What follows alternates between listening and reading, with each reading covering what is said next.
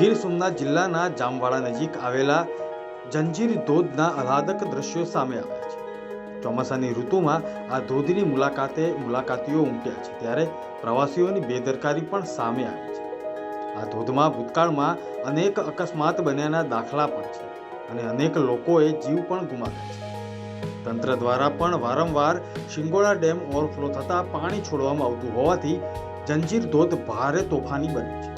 તંત્ર દ્વારા ઝરણામાં વચ્ચે નહાવું નહીં અને સેલ્ફી લેવા જેવી બાબતે ચેતવણી બોર્ડ પણ મુકાયા છે, છતાં પણ આ વિસ્તારમાં આવતા પ્રવાસીઓ અને આજુબાજુના લોકો બેદરકારીપૂર્વક ધોધમાં મોજ મસ્તી કરીને નાહવાના દ્રશ્યો સામે આવ્યા છે।